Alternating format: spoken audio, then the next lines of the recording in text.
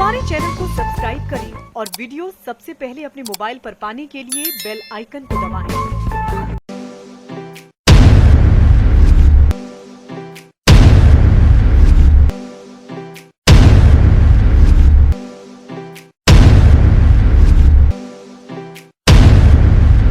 नमस्कार, एक बार फिर स्वागत है बुलेटिन में। आज हम 13 साल बाद आए बटला कांड हाउस के फैसले पर चर्चा करेंगे। एक बड़ा मामला है दिल्ली के बटला हाउस का। बटला हाउस एक बिल्डिंग का नाम है जहां पर आतंकवादियों से पुलिस की मुठभेड़ हुई थी। पूरी घटना बताएंगे आपको संक्षेप में आगे। ये 19 सितंबर 2008 को दिल्ली पुलिस के स्पेशल सेल के इंस्पेक्टर मोहन चंद शर्मा की इस मामले में दिल्ली की कोर्ट ने, साकेत कोर्ट ने फैसला सुनाया है और आतंकी आरिज खान उर्फ जुनैद को फांसी की सजा सुनाई है। ये बड़ा फैसला आया है, लेकिन फांसी की सजा, लेकिन इसके पीछे की बैकग्राउंड है और उसी को लेकर के अब एक नए सिरे से भारतीय जनता पार्टी ने राजनीति शुरू की है। भाजपा ने हमला शुरू किया है कांग्रेस पर और कांग्रेस इस समय कटघरे पे खड़ी है। कांग्रेस के नेताओं ने उस समय जो आरोप लगाए थे, जो जिस तरह से फेक इनकाउंटर कहा था इस पूरी घटना को, उसको लेकर के कांग्रेस निश्चित रूप से पूरी घटना हम आपको बता दें। ये 19 सितंबर 2008 की घटना है। 19 सितंबर 2008 को दिल्ली के बटला हाउस में पुलिस से मुठभेड़ हुई थी, जिसमें दिल्ली पुलिस के स्पेशल सेल के इंस्पेक्टर मोहन चंद शर्मा की आतंकवादी की गोली लगने से मौत हो गई। और घटना से 5 दिन पहले 13 सितंबर 2008 को दिल्ली में 5 स्थानों पर बड़े बम धमाके हुए थे। इनमें 39 लोग मारे गए थे, 39 लोग मारे गए थे, 150 जख्मी हुए थे। और इस घटना के बाद इंडियन मुजाहिदीन ने इस पूरी घटना की जिम्मेदारी ली थी, जिम्मेदारी स्वीकार की थी।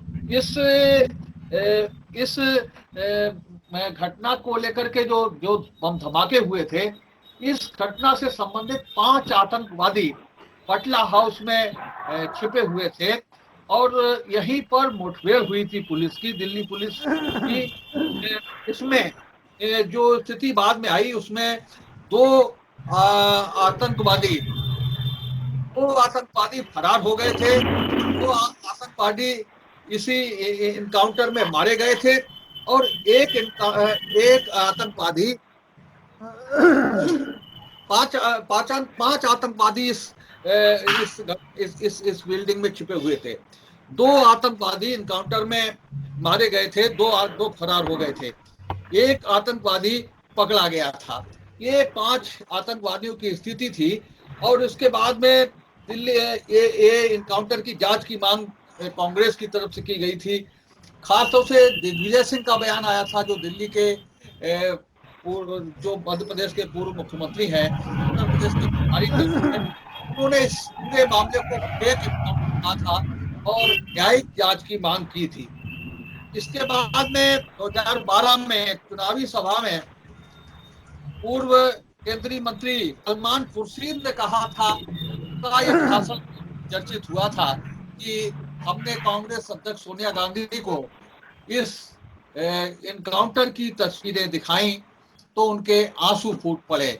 उन्होंने कहा कि जाइए प्रधानमंत्री से मिलिए, इस मामले में कुछ करिए। ये राजनीति हुई थी। ममता बनर्जी का बयान भी चर्चा में है। उन्होंने भी कहा था कि अगर ये मामला सही साबित हो जाए तो वो राजनीति छोड़ देगी, राजनीति से संन्यास ले लेगी। तो ये अब जब फैसला आया है और पूरी तरह से जो आतंकी आरिज खान है, इसे 10 साल बाद नेपाल से गिरफ्तार किया गया था। घटना के 10 साल बाद नेपाल से गिरफ्तार किया गया था।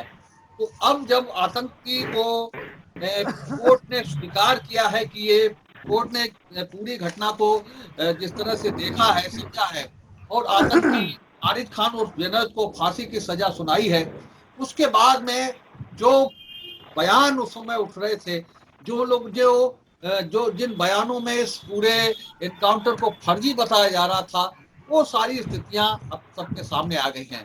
भारतीय जनता पार्टी अब खुल करके बात कह रही है कि अब एक छिपा नहीं रह गया है कि कांग्रेस आतंकवादियों के साथ खड़ी है। वोट बैंक बचाने के लिए कांग्रेस ने उस समय इतनी बड़ी राजनीति की और आतंकवादियों को बचाने की कोशिश की।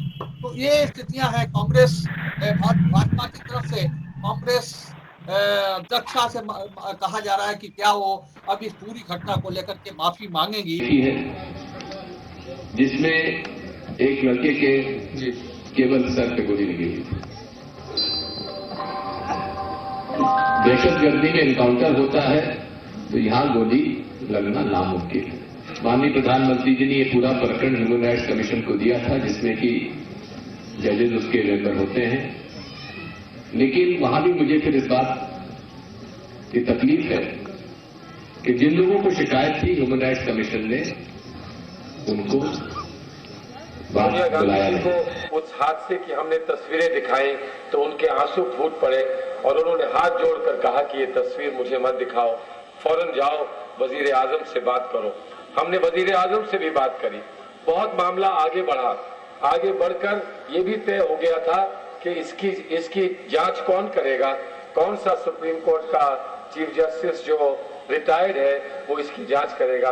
ये सारी बात तैयार हुई, लेकिन उस वक्त चुनाव थे, लोगों का ये मानना था कि चुनाव में हम इस किस्म की चीज नहीं कर सकते हैं। चारों तरफ हिंदुस्तान में चुनाव थे। उस वक्त बटला हाउस के लोगों ने बड़ी हिम्मत के साथ काम लिया और स्टेट गवर्नमेंट का इंक्वायरी और पॉलिटिकल इंक्वायरी नहीं चाहते। सेंट्रल गवर्नमेंट के पास मांग है जुडिशियल इंक्वायरी करो और दोषी व्यक्ति को खिलाफ में कार्रवाई करो। और ये सवाल उठ रहा है। सवाल 2-3 हैं जो प्रमुख रूप से इस घटना को लेकर के उठ रहे हैं। पहला सवाल ये है कि क्या बटला एनकाउंटर पर विवाद इस जुडिशियल फैसले के बाद जाएगा। दूसरा सवाल ये कि बटला हाउस कांड को फर्जी बटला हाउस कांड का जो एनकाउंटर है उसको फर्जी बताने वाले अब देश से माफी मांगेंगे, ये सवाल भी है। और तीसरा सवाल ये कि क्या जानबूझ करके उस समय राजनीतिक जरिए से राजनीतिक लाभ लेने के लिए उस समय भ्रम फैलाया गया था। तो ये स्थितियां हैं। अब जब कोर्ट का फैसला आ गया है, आखिर कोर्ट का फैसला आया है, अब ये सवाल उठ रहे हैं और सवाल उठना लाजमी भी है। वहाँ जिस तरह से आतंकवादी को फांसी की सजा सुनाई गई है, उससे उस समय जो बयान दिए जा रहे थे वो सारे बयान फर्जी साबित हुए हैं। जो मुठभेड़ है, जो एनकाउंटर है, वो तो फेक साबित नहीं हुआ, लेकिन जो बयान थे वो निश्चित रूप से फेक साबित हुए।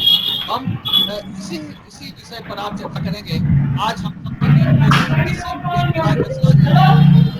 गौतम भी है, पार्टी के नेता है, ये कांग्रेस का पैनल है। भाजपा से प्रभात जी है, आलोक बिहारी शुक्ला है और विकास पांडे है, पार्टी के नगर अध्यक्ष हैं।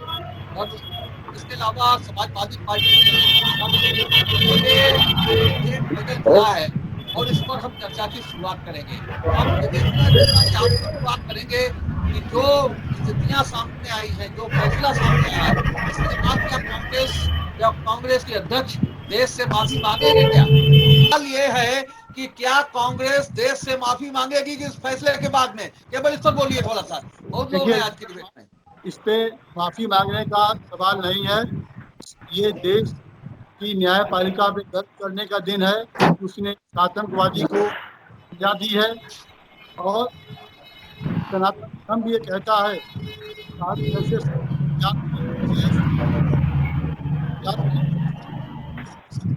राजनीति करना ये जायज नहीं है। ये अलग बात है कि चुनाव का चल रहा है। आज वो मैंने सुनाया, वो बातें को सुना दी, तो इसको एक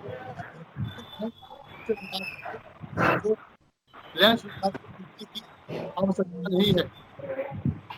गौतम जी, आंखों में जी। आंसू आ गए आपके अध्यक्षा जी के। अब क्या माफी मांगेगी कांग्रेस क्या देश से? भाई कांग्रेस को माफी मांगेगी। में तो ये खुशी पैदा है कि उस समय जो सच और सबूत हो, जो जांच और प्रोसिक्यूशन, ये सब किसकी देन है? उसी के आधार पर ये आज फांसी हुई है। इसी के आधार पर एक जो है वो आजीवन कारावास में है। ये राजनीतिक जो है, ये भाजपा को राजनीति, गंदी राजनीति करने की, आतंकवाद की राजनीति करने की एक आदत सी पड़ गई है। इनके आतंकवादियों से क्या संबंध है? जो अजहर मसूद और ये दुनिया भर का लेकर के ये कितने, कौन नहीं जानता इनको है? ये ध्रुव सक्सेना पाकिस्तान के थे, पाकिस्तान के लिए राजनीति कर रहे थे, चोरी कर रहे थे, उनके आर्टी साइड में थे। इनसे क्या संबंध है इनके? मध्य प्रदेश के रहने वाले बीजेपी के आईटी सेल के सक्सेना जी हैं। ये कोई बाहर के थोड़ी थे। और ये पाकिस्तान के लिए जासूसी कर रहे, तो ये भाजपा के आईटी सेल में थे। और जिनका राजद्रोह का मुकदमा भी चला, अब जो है बराबर घूम भी रहे। और नाम बदल के जुबैर शेख जो थे, नाम ये घुसपैठी से बांग्लादेश के, ये नाम बदल के जुबैर शेख के नाम से महाराष्ट्र में भाजपा के पदाधिकारी रहे। इनके क्या संबंध है इनसे? तो अबेतुल्ला जो 10 साल की सजा काट आए थे, इनको इन्होंने जो है कश्मीर से चुनाव लड़ाया। क्या संबंध है इनके? और जम्मू अजहर मसूद आतंकवादी, ये कौन नहीं जानता इसको? क्या संबंध है इनके? हम कौन फांसी मांगे? हमें तो बड़ी खुशी है कि हमारी जांच और सबूत और उसके आधार पर इसको फांसी हुई है। कांग्रेस क्यों माफी माफी तो ये भाजपा के लोग मांगे, हमेशा जो है गलत काम करते हैं। ये आप बताइए, मुफ्ती महबूबा मुफ्ती से इनके क्या संबंध? जो इनसे मिल जाए तो बहुत बड़ा पास हो गया, और जो नहीं है तो उसको बस। ये सब राजनीति छोड़ो, बात करो नोटबंदी की, बात करो किसान, बात करो बीजेपी की, बात करो महंगाई की। असली मुद्दों पे तो तुम आते नहीं हो। दुनिया भर ध्यान संवेदनाएं आतंकवादियों के साथ खा रहे थे, वह सब कहीं न कहीं उसमें संलिप्तता दिखाई देती है। चाहे वो नेता हमारे सलमान खुर्शीद के बयान हो, चाहे सोनिया जी के लिए कुछ बयान रहे हो, कहीं न कहीं सत्ता की लालच के चलते ये सब हुआ। आज इसमें है भारतीय जनता पार्टी के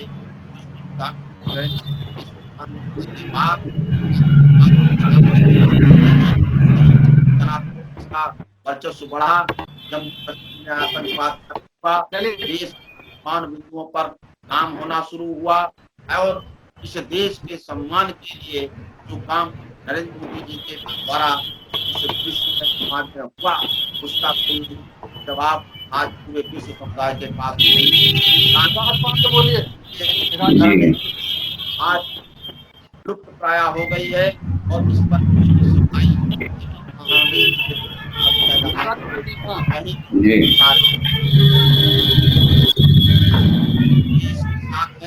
इस देश के समाज के साथ है, इस देश के मान सम्मान के साथ है। इसमें अब किसी प्रकार की कोताही होने वाली नहीं है।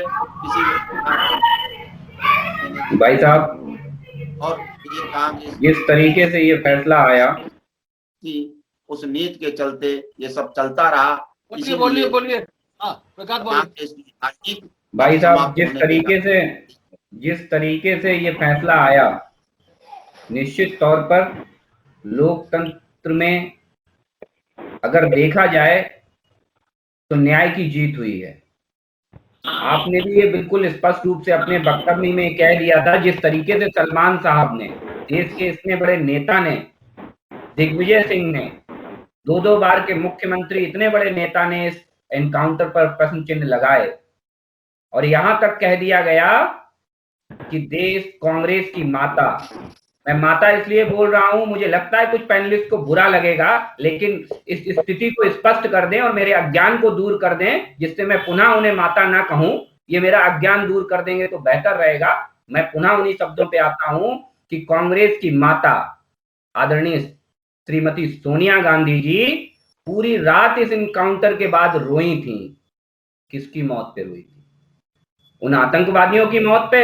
इस पैनल में बैठे एक पैनलिस्ट ने बिल्कुल स्पष्ट शब्दों में कहा है, कांग्रेस का हाथ भ्रष्टाचारियों के साथ, देशद्रोहियों के साथ और आतंकवादियों के साथ। ये हम बहुत पहले से कहते चले आए हैं। अभी बड़ा ढिढोरा पीट रहे थे कि साहब हमने साक्ष्य जुटाए और हमने साहब इसमें बड़ी भूमिका निभाई, जांच कराई, ये हुआ वो हुआ।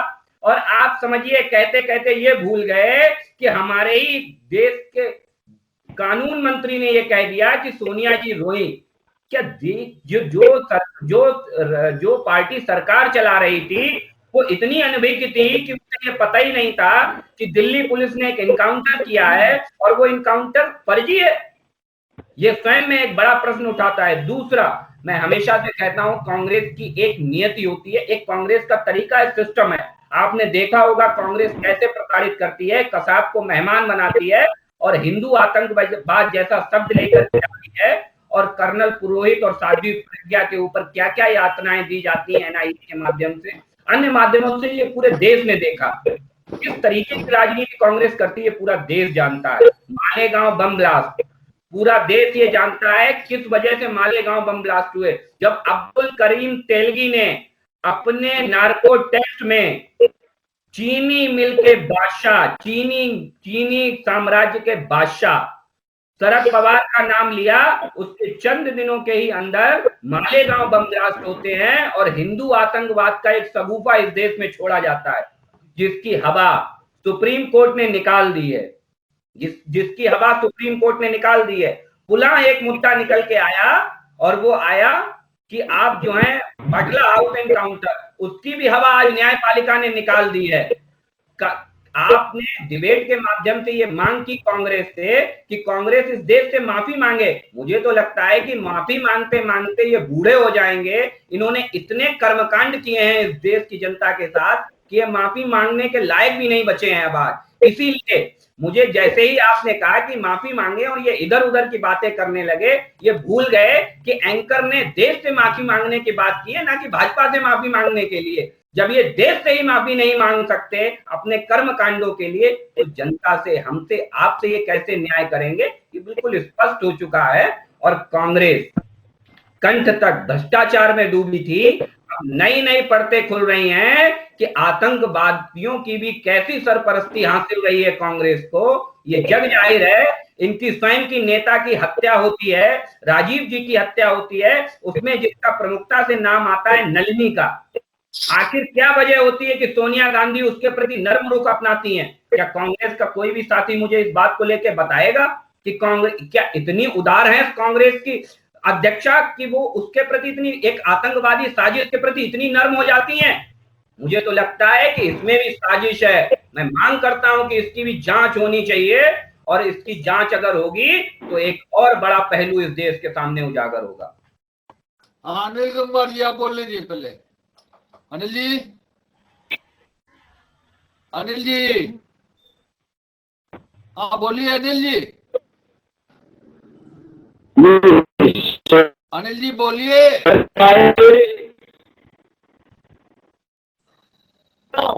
हाँ विवेक जी जवाब दीजिए।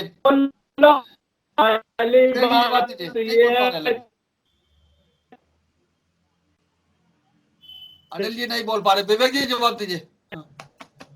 ये कोर्ट ने जो निर्णय दिया उसका हमें स्वागत करना चाहिए। वो एक स्वागत जो निर्णय है। जिन 39 लोगों की इस हादसे में मौत हुई उनके प्रति संवेदना व्यक्त करना तो दूर रहा, एक शब्द नहीं कहा गया। और अरे भाई साहब, आपने तो उन्हें आतंकवादी करार दे दिया। आपने तो उन आतंकवादियों के सरपरस्ती कर ली ना। करिए, बात सुना करिए पहले, फिर जवाब। अरे भाई, और हमारे सनातन धर्म में लिखा हुआ है कि जैसे साधु की कोई जात नहीं होती है, वैसे ही आतंकी या अपराधी की कोई जात नहीं होती है। उसको भी भाजपा वाले आपने आतंकवादी नहीं माना। ये बात कर रहे हैं। सोनिया जी के जहां तक आंसू बहाने की बात है, तो आपको ज्ञान के लिए बता दें कि आप थोड़ा ज्ञान अपना सही करिए। सोनिया जी इसलिए आंसू बहाए थे कि आज देश का युवा हमारा इस आतंकी धारा में क्यों जा रहा है। देश का युवा जो हमारा देश का कर्णधार है वो इस आतंकी धारा में क्यों जा रहा है, इस पे उन्होंने कहा था। ये समझने की कोशिश करिए। और दूसरी बात, आपसे पहले किसी कांग्रेस के नेता ने ये स्पष्ट नहीं किया। आपसे पहले ये किसी कांग्रेस नेता ने कभी स्पष्ट नहीं किया है। कोर्ट ने कह दिया है कि सरकार से सहमत न होने वाला देशद्रोही नहीं होता है। अरे भाई साहब, आतंकवादियों का समर्थन करने वाला, आतंकवादियों के ऊपर आंसू बहाने वाला उनकी मौत पे, अरे भाई साहब जवाब देने के लिए तो आप इन शब्दों का इस्तेमाल कर सकते हैं, लेकिन देश की जनता को मूर्ख नहीं बना सकते हैं। आप देश की जनता को मूर्ख नहीं बना सकते। आप इस बात पे क्या कहना चाहेंगे कि आतंकवादियों की मौत पे आंसू बहाना भी सहिष्णुता नहीं है, देश का साथ है? आप क्या कहना चाहते हैं? बात सुनिए। हिंदू आतंकवाद क्या आपकी नजर में सहिष्णुता की श्रेणी में आएगा? जन की बात से नहीं काम चलेगा, देश जन की बात से चलेगा। अरे भैया, आपके आगे जन की बात कहाँ है? आपके आगे जन की बात कहाँ है? आप रोहिंग्या का समर्थन करते हैं, आप ओसामा जी कहते हैं, को खो दिया, आप पटना हाउस एनकाउंटर पे आंसू बहाते हैं, आप जी कहते हैं। आतंकवाद की हम विरुद्ध हमारा विरोध नहीं हो सकता है। अगर आतंकवाद के आप इतने विरोध थे तो आपने 2014 के भाषण याद करिए। और उसके बाद सर नहीं कटवा दिए। इसी डिबेट में बैठ के मैंने प्रश्न किया था, सर नहीं आपकी तरह कटवा दिए। हमने अगर जिसने भी हमारे देश की तरफ आंख उठाई उसकी आंख निकालने का काम किया है, जिसने भी हाथ उठाने की कोशिश की उसका हाथ तोड़ने का काम किया। ये बुनियादी फर्क है हमारी आपकी सोच में, ये हमारी आपकी सोच में बुनियादी फर्क है। आपकी तरह तस्करी में रख के चाइना को 45,000 किलोमीटर नहीं दे दिया था, मारे गए। आज चाइना पीछे भाग गया। आपकी तरह अमेरिका के पास नहीं भाग खड़े हुए थे। पुलवामा के लोगों के खिलाफ जांच क्यों नहीं बिठाई? अरे भैया, आप सेना पे सवाल उठाए। अब 8-6 साल हो गए कोई जांच। अरे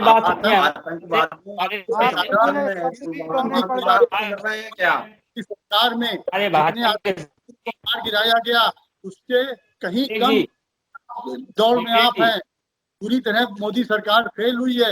आप आतंकवाद की बात करते हैं। बिल्कुल सही कहा, मोदी सरकार आतंकियों की वकालत करने में फेल हुई है। मोदी सरकार चाइना को जमीन देने में फेल हो गई है। मोदी सरकार लोगों को गुमराह करने में फेल हो गई है। मोदी सरकार गरीबों का स्तर और नीचा गिराने में फेल हो गई है। मोदी सरकार हर उस काम में फेल हो गई है जिसमें कांग्रेस नंबर 1 हुआ करती थी। हर उस काम में मोदी सरकार फेल हो गई है।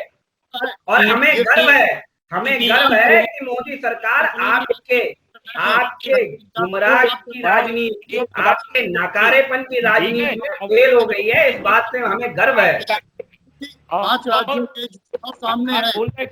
अरे भैया, चुनाव अन्य राज्यों के भी हो चुके हैं, चुनाव अन्य राज्यों में भी हो चुके हैं। चुनाव ऐसा नहीं है, आपके राजस्थान में ही म्युनिसिपल के चुनाव हुए थे जहां भाजपा ने बहुमत से विजय हासिल की है। कोई नहीं होती है, इसलिए चुनाव का सहारा ना लें, चुनाव का सहारा ना लें। हाफिज शहीद की मूर्ति लगवाने के प्लान में थे ये कांग्रेस के लोग। मुझे तो लग रहा है जिस तरीके से आतंकवादियों की वकालत करते हैं वो दिन दूर नहीं होता। अगर कांग्रेस सत्ता से दूर ना जाती तो संसद में हमें हाफिज सईद और ओसामा बिन लादेन की फोटो देखने को मिलती। बात का हमेशा मुकाबला किया। और आप निर्लज्जता देखिए, इतना बड़ा फैसला आया इस देश में, इतना बड़ा फैसला आया, लेकिन आज भी कांग्रेस देश से माफी मांगने के लिए कतई तैयार नहीं है। इससे बड़ा दुर्भाग्य का विषय कोई हो भी नहीं सकता। नहीं काम चलेगा, केवल मन की बात करिए। अरे भैया, कम से कम मोदी जी मन की बात तो करते हैं। आप लोग तो धन की बात करते थे, धन की। आपके यहाँ अगस्ता वेस्टलैंड याद है ना, जिसमें कमीशन खा लिया गया था हेलीकॉप्टर में। आपके यहाँ धन की बात होती है, मोदी जी मन की बात करते हैं। ये फर्क है हमसे और आप में। आपका कानून है, आप देशद्रोही को जेल में डाल दीजिए। अरे भैया, ये कानून पीछे से आया है बस उस कानून का हम सदुपयोग करते हैं, आप दुरुपयोग करते थे।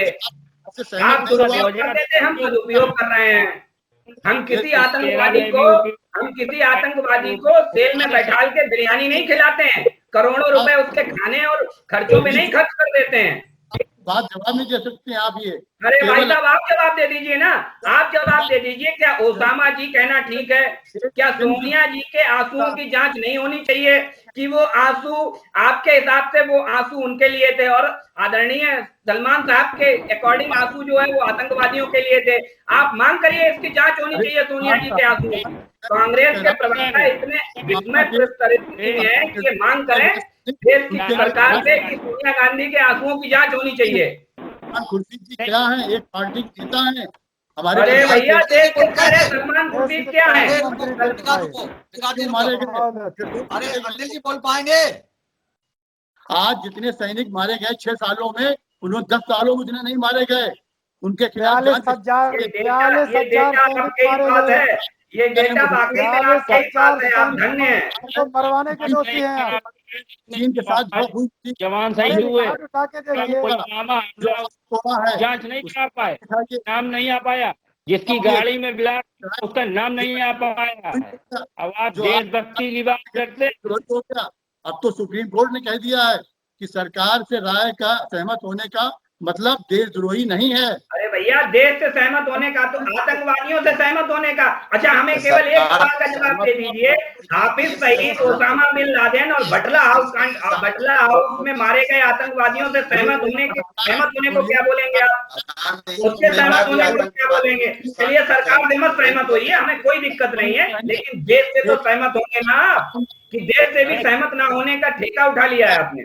घोटाला को आप लिए बैठे चुनाव के पीछे, चुनाव सर के ऊपर है। अरे भैया, आप कोर्ट ने समझिए, कांग्रेस के प्रवक्ता ने गाये बगाए ये कह दिया है कि बटला हाउस एनकाउंटर का फैसला हम सरकार के उसके वजह से आया है। आप यही कहना चाह रहे हैं ना? हाँ, बस यही कहेंगे। उस समय के गृह मंत्री और उसे जिन्होंने एनकाउंटर किया उसके विषय में आप नहीं बोलेंगे। अभी तक आतंकवादियों का जो तुष्टीकरण करते रहे, तो इसी चुनाव के कारण करते रहे ना। सुप्रीम कोर्ट चुनाव के कारण ही आप आतंकवादियों का समर्थन करते रहे, इससे बात जाहिर हो गई ना। कोर्ट की बात कहिए। आज राज्यों में चुनाव है, इसलिए फैसला आया। कोर्ट का सम्मान होना चाहिए। कोर्ट ने जो निर्णय दिया बहुत अच्छा है। जिसने गिरफ्तार किया उसकी गलतियों का पूरा खामियाजा। चश्मा आप लगाते हैं रंगों का, वो रंगा को चश्मा उतारिए, लेकिन हम जानते हैं आप नहीं उतारेंगे। आप नहीं उतारना चाहते।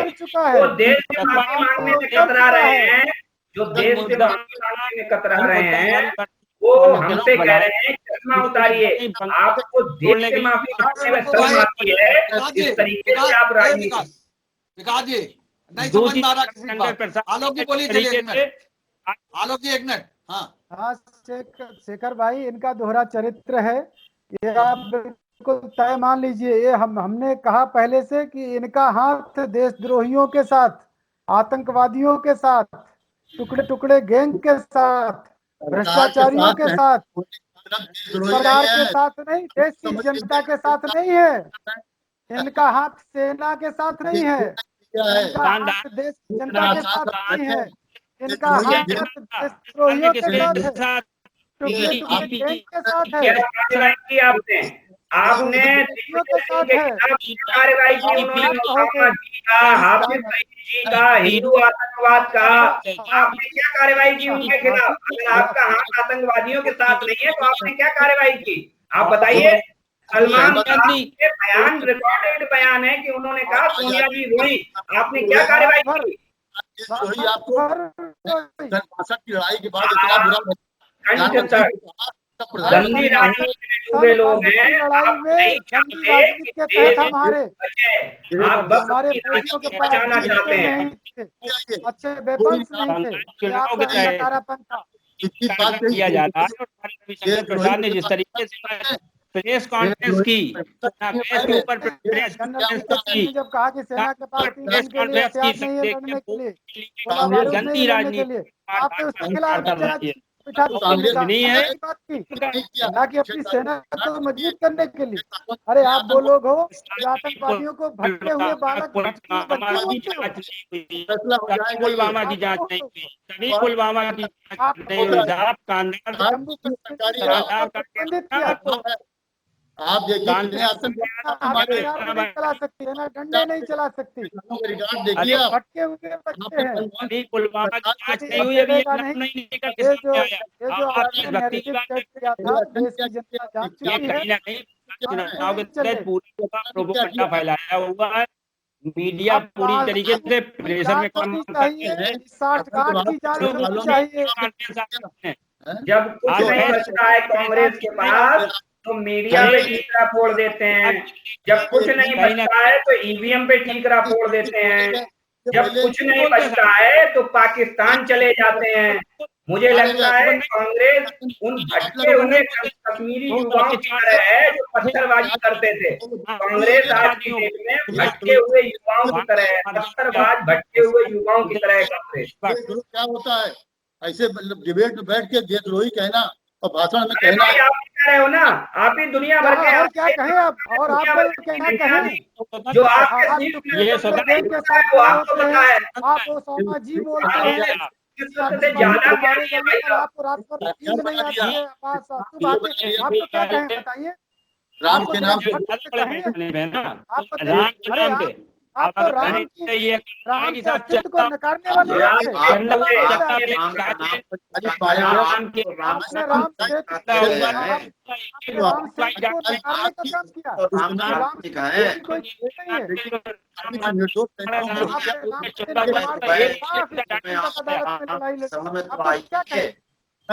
बात किस मुंह से आप करते हैं?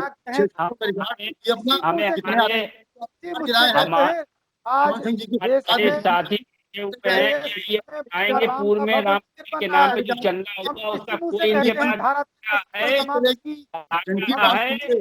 नहीं।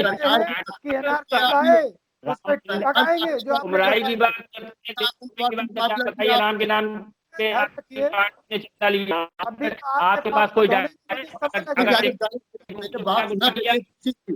बात सुनने के बाद तब बात से जवाब देना सीखिए। ये आपको सवाल नहीं अच्छे लगते, आप सवाल करें। हम ये कहते हैं क्या सुने आप? चंदा हुआ उस कोई भी भाजपाई बोला सुने आपके मुझे ओसामा जी सुने, रात भर आतंकवादी के मरने पर नींद नहीं आई ये सुने, रोई ये सुने, घोटाले कॉमनवेल्थ घोटाला सुने, घोटाला सुने, क्या सुने आप? पुलवामा की एक की जांच नहीं कर पाए सामने। ये सेना पर आप विश्वास सुने आपसे क्या सुने बताइए? कितने मारे गए माफ नहीं करेगा और माफी मांगने मैं कहता हूँ कि माफी मांगने से काम नहीं चलेगा। कहा कि हम राजनीति छोड़ देंगे, रात भर सोई नहीं, रात भर सोई, ये देश बंगाल में जो चुनाव लगा हुआ है उसके लिए वोटों का सेवक जी कह रहे हैं जो क्या उसका हवेली है उसका खंडहर हो रही है। मीडिया ने तुरंत अखबारों में दिखाया कि बंकिम चंद्र जी के जो उनका मकान था वो म्यूजियम बना हुआ है। देखिए इतना बड़ा झूठ आपको प्रधान सेवक जी ने अभी बंगाल के चुनाव बोला। नेताजी सुभाष चंद्र बोस को भारत रत्न नहीं दिया, राजीव गांधी को भारत रत्न दे दिया। शर्म नहीं आती आप सब लोगों को? कौन सा राजीव गांधी का योगदान था बताइए? मकान संग्रहालय बना हुआ है, सिखों का नरसंहार